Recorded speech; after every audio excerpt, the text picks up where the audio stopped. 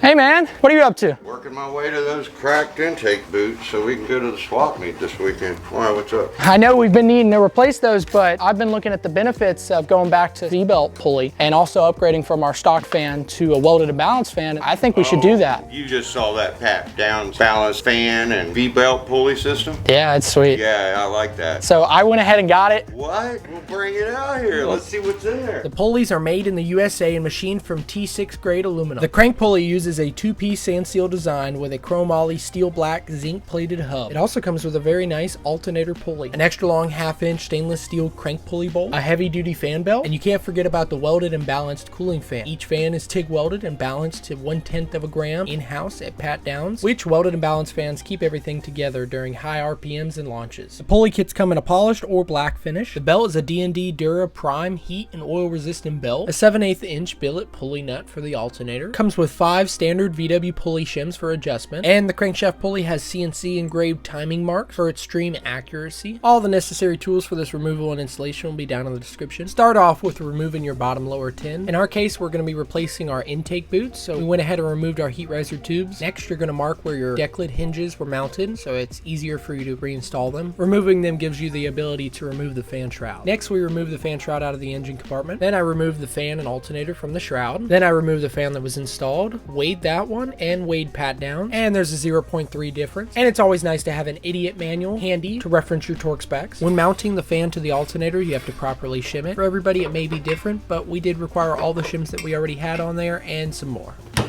43 foot-pounds on it.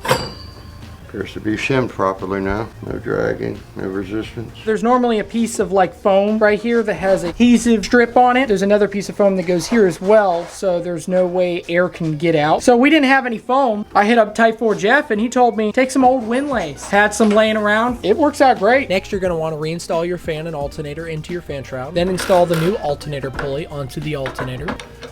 We got the alternator pulley on now. Looks sweet. As you see, we weren't kidding. Our intake boots were toast. So using a pry bar in this case is probably the best way to get it to stop. Turning. There we go. Out with the old, in with the new. There we go. Then apply a little bit of grease on the crank for that sand seal. There's my key.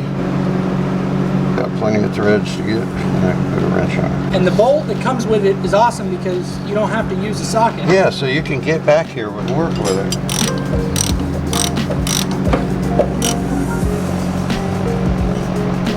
$34. That's it. Hey man, it's all together. I think it's time to start it. Let's do it.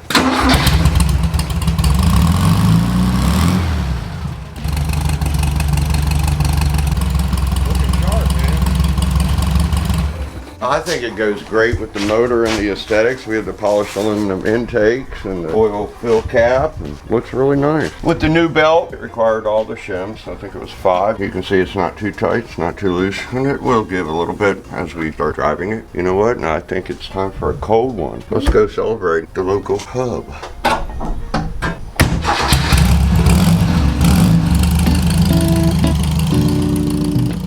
Quality matters regardless of the price. Walk-in isn't very nice. Pat Down's performance is the way to go.